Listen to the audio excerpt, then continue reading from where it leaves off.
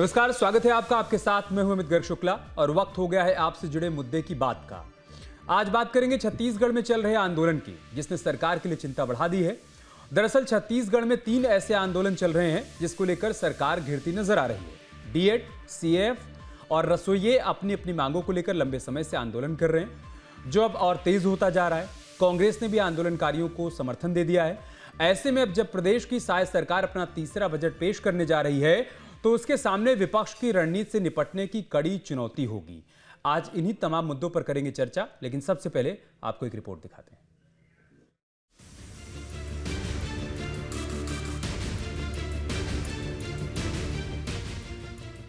छत्तीसगढ़ की शायद सरकार अपना तीसरा बजट पेश करने जा रही है। 23 फरवरी से विधानसभा के बजट सत्र की शुरुआत होगी और 24 फरवरी को सदन में बजट पेश किया जाएगा। बजट की थीम, विजन और दिशा विकसित भारत के सपने को लेकर होगा, जिसको लेकर सरकार ने पूरी तैयारी कर ली है। लेकिन बजट सत्र से पहले छत्तीसगढ़ में चल रहे आंदोलन ने प्रदेश सरकार की टेंशन बढ़ा दी है। एक तरफ रायपुर में सहायक शिक्षक भर्ती प्रक्रिया शुरू करने की मांग को लेकर डीएड अभ्यर्थियों का आंदोलन लगातार तेज होता जा रहा है। अभ्यर्थी पिछले 24 दिसंबर से अनशन और धरना प्रदर्शन कर रहे हैं। उनके मुताबिक लंबे समय से वे भर्ती प्रक्रिया शुरू होने का इंतजार कर रहे हैं, लेकिन सरकार की ओर से अब तक कोई ठोस फैसला नहीं लिया गया है। सरकार अपने आप को ना संविधान से बड़ा मान रही है, इसलिए ना हाई कोर्ट के आदेश का और सुप्रीम कोर्ट के आदेश का उल्लंघन कर रही है। सरकार की आंखें खोलना चाह रहे हैं, वो बंद करके बैठी हुई है। सरकार इतनी निर्दयी हो चुकी है ना। सरकार, हम युवा मर रहे हैं, उसको मरने भी नहीं दे रहे। वो चाहते हैं कि इस देश का युवा ना मर जाए, तड़प जाए, नौकरी की मांग ही मत करे। और हम तो सरकार को स्पष्ट रूप से बोलना चाह रहे हैं कि जब तक हमारी न्यायोचित मांग को पूरी नहीं की जाएगी, तब तक हम मैदान छोड़ने वाले नहीं है। जिस परिस्थिति से गुजरना पड़े उस परिस्थिति से हम गुजरने के लिए तैयार हैं, लेकिन हम अपने हक अधिकार को लेकर ही रहेंगे, क्योंकि हमको हाई कोर्ट, सुप्रीम कोर्ट से अधिकार मिला हुआ है। ये हमारा जो हक अधिकार है उसको सरकार को देना ही पड़ेगा। राजधानी रायपुर में डीएड अभ्यर्थी पिछले 2 महीने से अपनी मांगों को लेकर अनिश्चितकालीन आंदोलन कर रहे हैं। अगर उनकी प्रमुख मांगों की बात करें तो अभ्यर्थी रिक्त पदों पर भर्ती की मांग कर रहे हैं। 2300 रिक्त पदों पर तत्काल भर्ती की जाए, स्पष्ट समय सीमा घोषित की जाए। वर्षों से तैयारी कर रहे हैं, अब मौका मिलना चाहिए। कोर्ट के आदेश का पालन किया जाए। अपात्र लोगों को स्कूल आवंटित करने का आरोप है। बिना दस्तावेज सत्यापन किया गया स्कूल आवंटन प्रक्रिया में सुधार कर पात्रों को मौका दिया जाए। वहीं दूसरी तरफ सीएएफ यानी छत्तीसगढ़ आर्म्ड फोर्स अभ्यर्थी भी नियुक्ति की मांग को लेकर प्रदर्शन कर रहे हैं। सीएएफ कैंडिडेट्स का कहना है कि 2018 में बीजेपी सरकार में भर्ती आई थी। मेरिट लिस्ट के बाद वेटिंग लिस्ट जारी की गई थी। मेरिट लिस्ट में शामिल युवाओं की भर्ती कर ली गई। वेटिंग लिस्ट वालों को पद खाली नहीं होने का हवाला दिया गया। 417 कैंडिडेट्स वेटिंग लिस्ट में पद का इंतजार करते रहे। कांग्रेस सरकार में भी इस पर कोई काम नहीं हुआ। 417 में से 250 से ज्यादा कैंडिडेट्स ओवरएज हो गए। जब भर्ती हुई उस वक्त सभी अभ्यर्थी 28 से 32 वर्ष के थे। अब इन अभ्यर्थियों की उम्र 36 से 40 साल पहुंच गई है। सरकार से गुहार लगाने के बाद भी मदद नहीं मिली। अब बात करते हैं रसोइयों के आंदोलन की, जो मानदेय में वृद्धि की मांग को लेकर लंबे समय से आंदोलनरत है।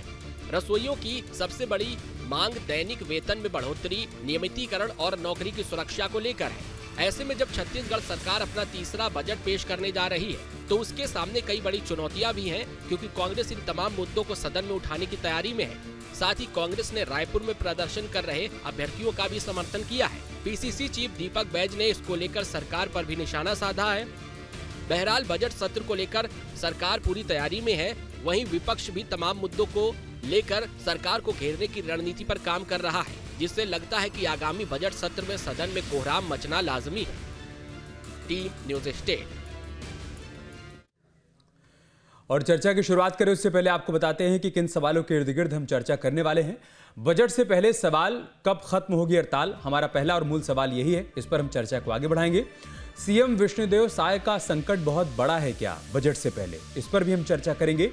और डीएड अभ्यर्थी का काम, सदन में मचेगा कोहराम, क्या ये स्थिति देखने को मिलेगी जैसे तैयारी विपक्ष की चल रही है, उसके मद्देनजर ये सवाल है।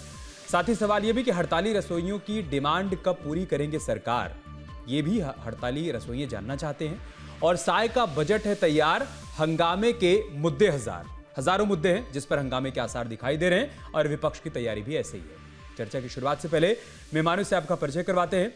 नीलू आंगड़े हमारे साथ जुड़ चुके हैं, आप प्रदेश अध्यक्ष रसोइया कर्मचारी संघ की। खुलेश्वर राठौर हमारे साथ जुड़ चुके हैं, आप डीएड अभ्यर्थी हैं। शताब्दी पांडे हमारे साथ जुड़ चुकी हैं, प्रदेश प्रवक्ता हैं भारतीय जनता पार्टी की। रिंकी पांडे हमारे साथ जुड़ चुके हैं, प्रदेश प्रवक्ता हैं कांग्रेस पार्टी की।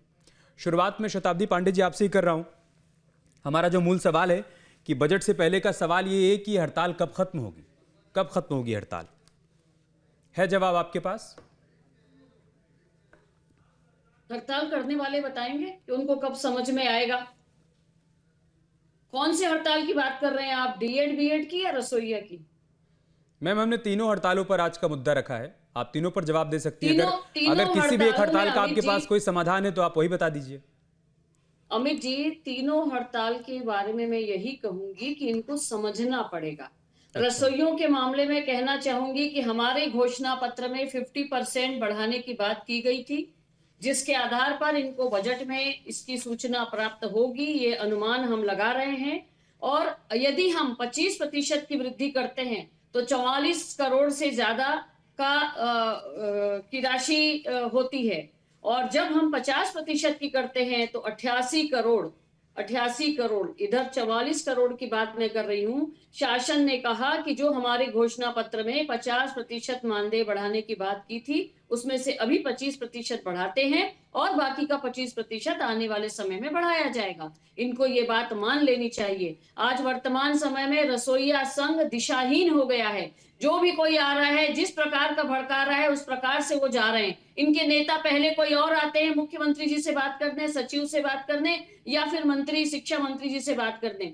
वहां पहुंचते हैं, नेता कोई और बन जाता है। आज डिबेट में कोई और नेता बनकर बैठी है, पिछली डिबेट में कोई और थी।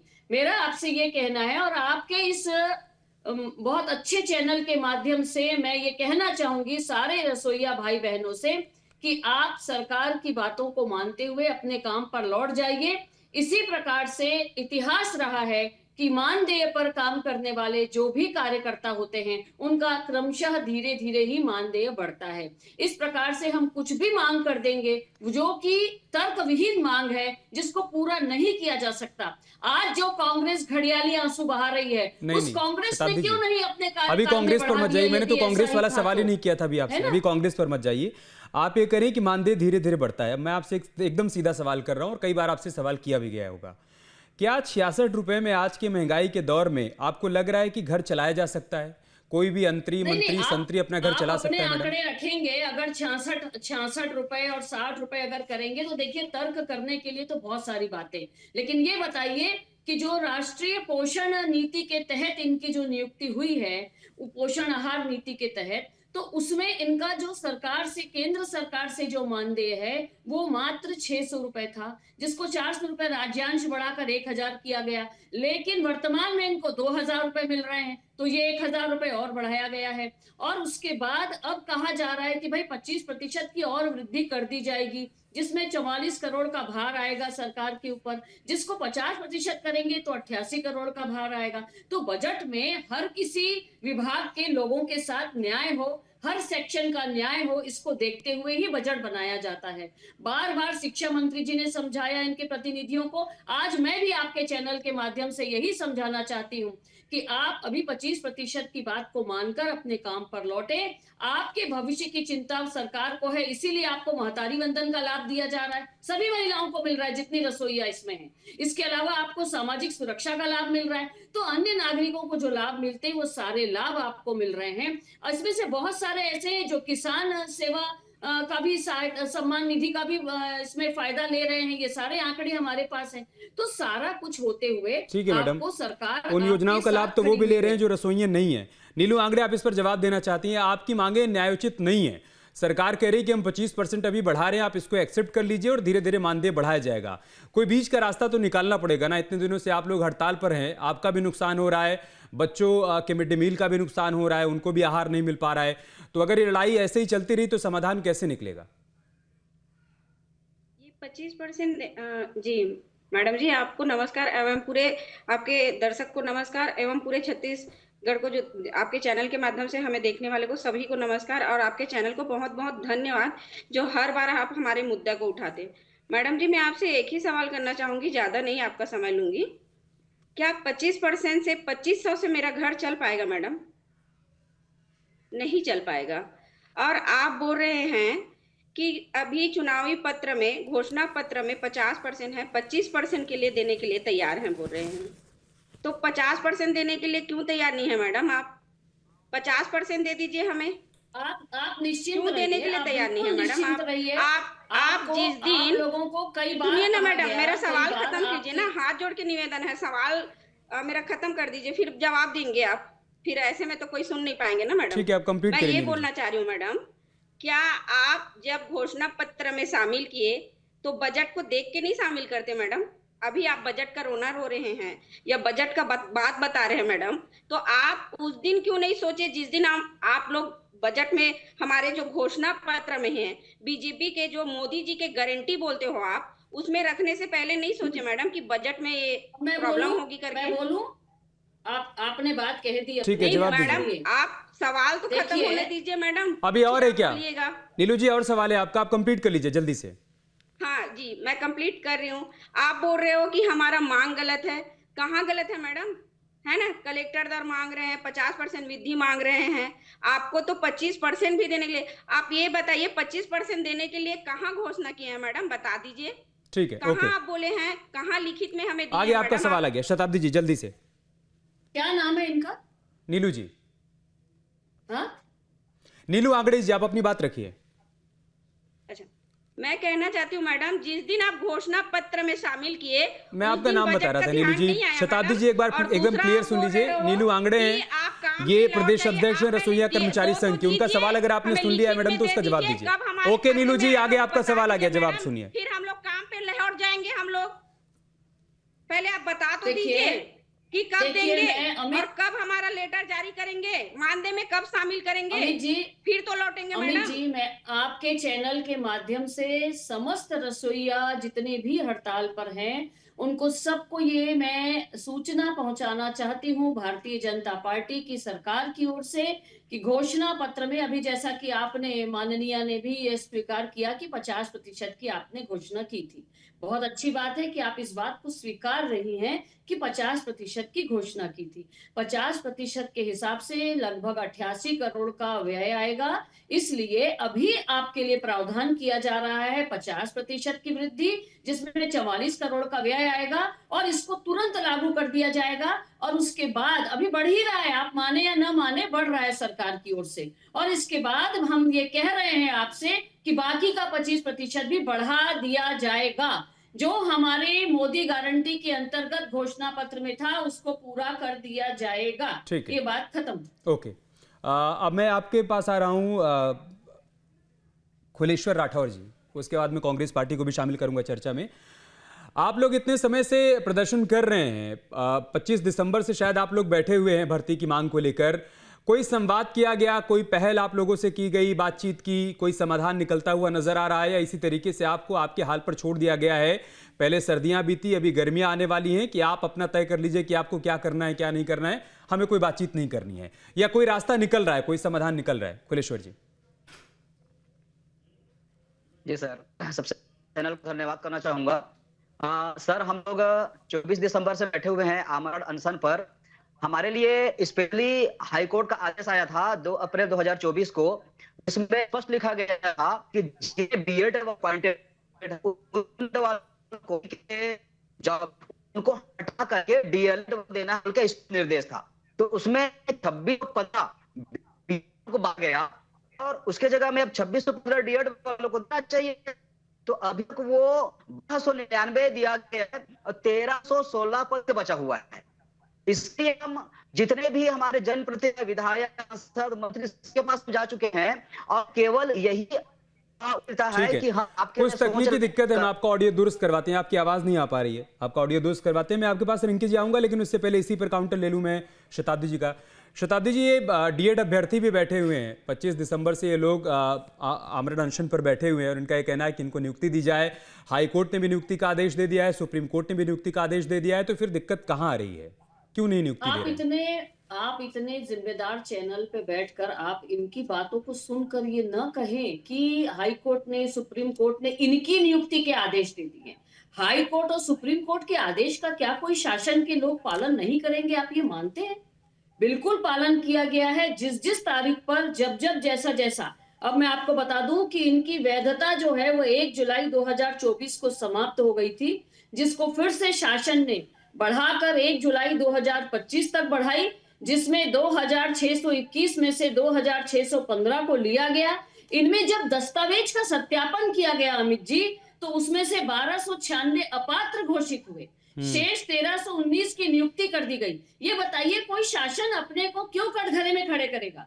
जिनका अपात्र जो अगर आ जाएंगे, जिनके दस्तावेज सत्यापन में सही नहीं निकलेंगे, जिनका कट ऑफ रैंक जो है वो नीचे चला जाएगा। 1 मिनट का समय दीजिएगा, मैं आपको कट ऑफ के बारे में बताती हूँ कि इनको जो कट ऑफ रैंक और भी निचले स्तर पर निम्नानुसार आ सकता है यदि इनको दिया जाए। मैं आपको बताती हूँ। कट ऑफ रैंक 6666 सामान्य वर्ग के लिए, अनुसूचित जाति के लिए 10,990 और अनुसूचित जनजाति के लिए 72,852, अन्य पिछड़ा वर्ग के लिए 9,193 आ चुका है। इन सब के ये जो यहाँ बैठे हुए हैं, इनका इससे नीचे कट ऑफ रैंक है। तो इस बात को समझिएगा, सरकार की विज्ञप्ति लेकर मैं बैठी हुई हूँ, तो सरकारी विज्ञप्ति में कोई बात असत्य नहीं घोषित की जाएगी। इनको समझा रहे हैं बार बार, अन्यथा इतने दिनों में तो इनकी हड़ताल समाप्त हो गई होती।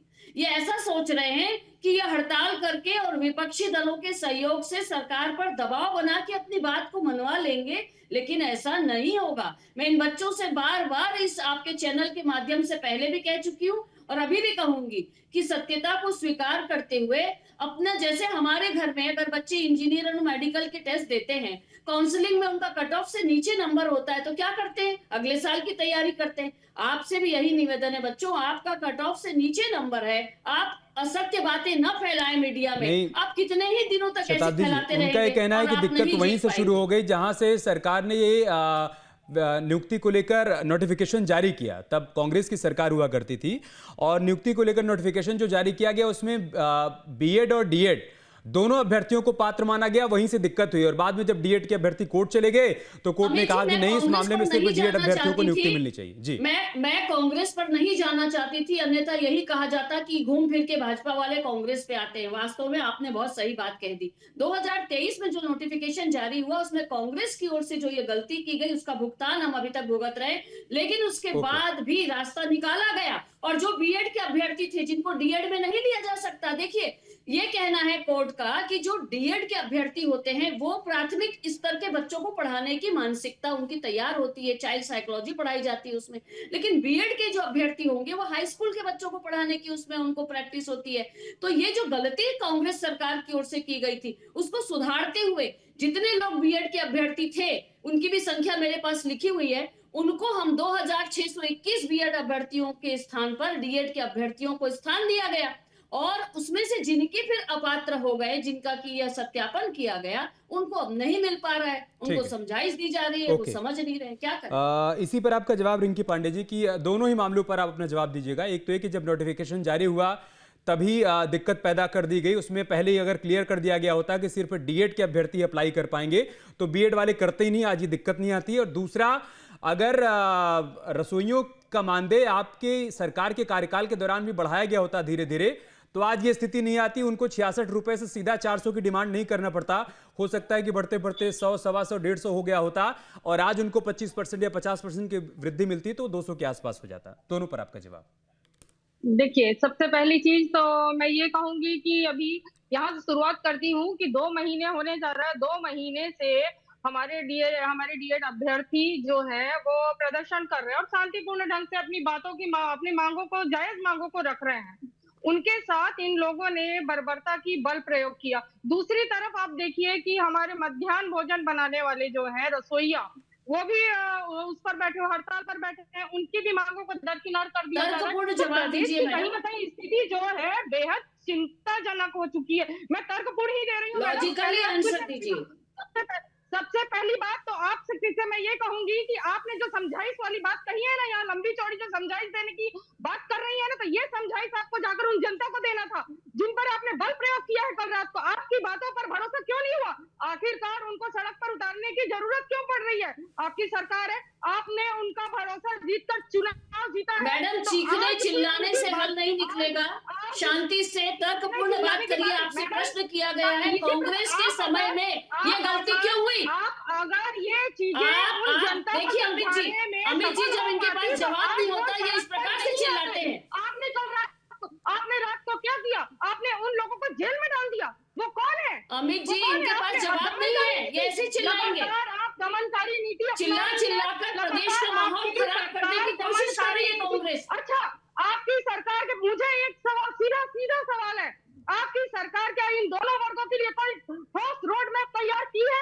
कोई समय सीमा निश्चित की है? आपके पास कुछ है ऐसा जिससे आप इनको आपको जो प्रश्न किया गया उसका आंसर दीजिए ना, इधर उधर की बात क्यों कर रही है? आपसे जो प्रश्न किया गया उसका उत्तर दीजिए, इधर उधर की बात मत करिए। हम वही चीज पूछे मैडम, आपसे जो प्रश्न किया गया उसका उत्तर दीजिए, आपके पास उत्तर नहीं है। आप लोग बेवजह की राजनीति कर रहे हैं और भोले भाले लोगों को भड़का रहे हैं आपके और छत्तीसगढ़ में वातावरण खराब करने की कोशिश कर रहे हैं। केवल चुनाव तक ही सीमित, चुनावी वादा पूरा कर रही है सरकार हमारी। एक भी चुनावी वादा हमारा ऐसा नहीं है जिसको पूरा नहीं किया गया। अरे आप लोगों के समय में युवाओं को नग्न प्रदर्शन करना पड़ा था, युवाओं के साथ आपने धोखा किया, आपने धोखा किया।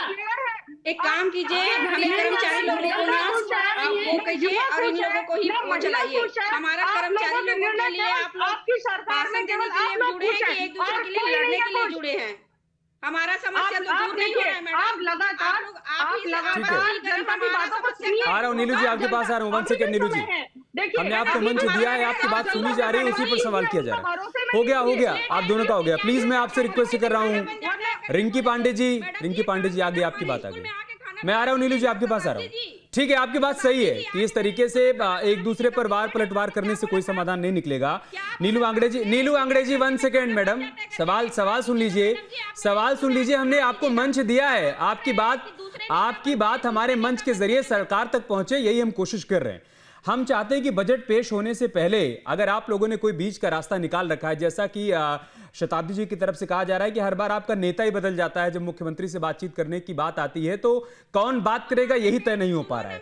तो आप लोग, अरे 1 सेकंड मैडम, सवाल कंक्लूड होने दीजिए, उसके बाद आप अपनी बात रखिएगा। नीलू जी, मैं आपसे रिक्वेस्ट कर रहा हूं, आपकी तरफ से क्या आप कोई एक चेहरा तय कर सकते हैं जो कि सरकार से जाके बातचीत करे, और अगर कलेक्टर दर पर बात नहीं बनती है तो बीच का रास्ता क्या है? 66 रुपए से कितना आपको और अधिक भुगतान कर दिया जाए जिस पर आप लोग सहमत हो जाएंगे? आप जवाब दीजिए। आप नीलू आंगड़े जी चाहिए, और बीजेपी के जन घोषणा पत्र में है ना 50%, वो तुरंत लागू करना चाहिए।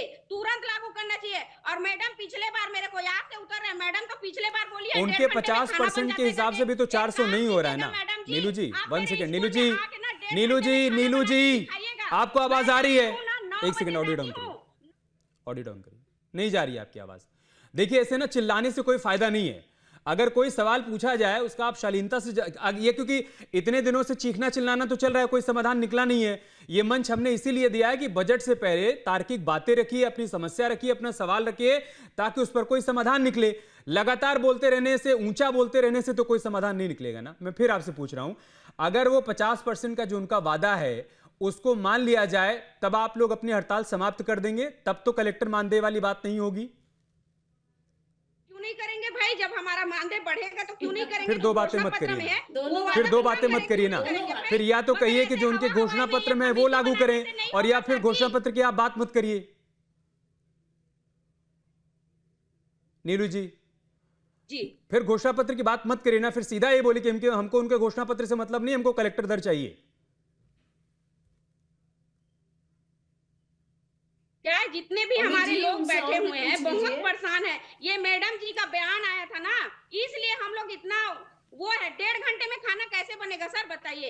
या तो कलेक्टर दे दीजिए। आप परेशान हैं, 1.5 घंटे में खाना आप परेशान हैं, इसीलिए हमने मुद्दा उठाया है नीलू जी, हम लगातार उठा रहे हैं। न्यूज स्टेट इसीलिए आप लोगों की आवाज बन रहा है कि आपकी बात सरकार तक पहुंच पाए और समाधान निकले, क्योंकि आप लोग खुले आसमान के नीचे इतने दिनों से हड़ताल पर बैठे हैं, किसी को भी ठीक नहीं लग रहा है, ये न्याय संगत नहीं है। रही हूँ। शताब्दी जी, ये ठीक है, मैडम आपकी जी बात तो आ 1.5 गई। घंटे में शताब्दी खाना जी, बनता है बोल रहे थे। ठीक 1.5 है, घंटे का हम लोग इसको हो गया देते नीलू जी, हैं, आ गई 6 आपकी बात, आ गई, रुपए आपका करके सवाल बोल भी आ रहे गया। थे। अब तो जवाब हम ले लोग लीजिए ना, अपना ताकि 6 घंटा काम जवाब करते ले हैं लीजिए, सर जी, ताकि तो आज 6 इस मंच घंटे से का कुछ हमें तो मानना लेकर जाइए अपने चाहिए लोगों को ना सर बताने जी। के लिए। शताब्दी जी, देखिए, अगर हम मानवीय संवेदनाओं के आधार पर भी बात करें तो देखिए, खुले आसमान के नीचे सुनिए ठंड ना में सर जी, सर्दियों में सुनिए रात ना सर बिताना जी, आसान मैं नहीं एक है, चीज और हम सब पूछना के लिए, चाहूंगी। किसी के लिए भी। मान और ये रहे लोग हैं कि अगर सर, बीते 2 मैडम महीने से से मैं वहां एक पर चीज बैठे और हुए हैं तो पूछना आप सोचिए कि क्या क्या ये लोग झेल रहे होंगे। इनका ये कहना है कि आप मत कर दीजिए कलेक्टर रेट पर, लेकिन जो आपने घोषणा पत्र में किया है वो कर दीजिए, जो आपने आश्वासन दिया। दूसरी बात ये, सरकार की तरफ से कोई बड़ा चेहरा, कोई प्रतिनिधि चला जाए, इनसे बात करे और उनको कहे कि इस बार हम आपको कोरा आश्वासन नहीं दे रहे हैं, हम आपको ये लिखित आश्वासन दे रहे हैं, इस बार बजट सत्र के दौरान ये प्रावधान किया जाएगा कि आपका मानदेय बढ़े। उसके बाद हड़ताल समाप्त हो जाएगी, जहां तक हमें उम्मीद है। सोचना चाहिए कि इनकी बड़े चेहरों से बात नहीं हुई होगी। मैं स्वयं गवाह हूं, जब गजेंद्र जी से इनके प्रतिनिधि मंडल की बात हो रही थी, मैं किसी कारणवश गई हुई थी मंत्रालय में, और मैं आपको बता दूं, इनकी बहुत देर तक बात हुई, इनके नेता सहमत हुए, लेकिन जब वो अपने धरना स्थल पर पहुंचे, वहां नेता बदल चुका, वहां किसी और ने इनको भाषणबाजी कर दी आकर के। तो खैर, ये होता है। हम पूरी तरीके से, सरकार पूरी तरह इनके साथ है। सरकार की ओर से इस बजट में इनको खुशखबरी मिलेगी कि इनका कुछ मानदेय बढ़ रहा है और आने वाले समय के लिए प्रावधान भी होगा। तो जो 50% की गारंटी जो हमारी है उसको हम पूरा करेंगे, ये मैं आपसे कहना चाहती हूँ। क्यों और सहमत ये नहीं भी हुए? मैं 1.5 घंटा का आप ये भी मैं इस आधार पर कह रही हूँ काम करते हैं मैडम कि जी, सरकार तो ने 1.5 कई घंटे का बार आप इनको 60 रुपए दे रहे समझाइश हैं, तो दी 6 और घंटे जो के हिसाब कहा से हमें उसी पेमेंट कर आधार दीजिए पर ना मैं मैडम आपके जी। चैनल से ये आप बात ही ने कह तो रही बोला हूँ। है, इसी चैनल में बोला है, किसी दूसरे चैनल में नहीं बोला है मैडम जी, आप ही ने बोला है 1.5 घंटे में खाना बनता है, जबकि मैं खुद 9 बजे जाती हूँ मैडम जी, और 2 बजे आती हूँ, 2 से 3 के बीच में आती हूँ मैं। 1 बजे तो हमारा खाना छुट्टी होता है मैडम जी, आप ही बोले हो।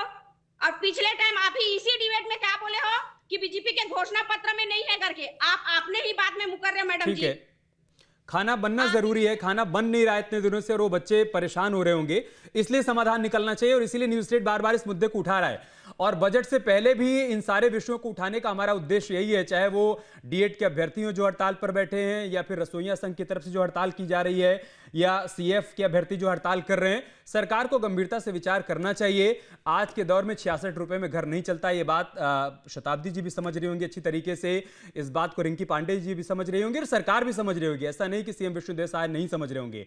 तो हम उम्मीद करेंगे कि बजट में इन तमाम समस्याओं को कंसीडर किया जाएगा, इसका समाधान निकाला जाएगा, क्योंकि किसी को भी उनके हाल में छोड़ देना, खुले आसमान के नीचे छोड़ देना और इस तरीके से असहाय छोड़ देना कि ठीक है आप हड़ताल करते रहिए, हमें कोई फर्क नहीं पड़ता है, यह संदेश ठीक नहीं जा रहा है।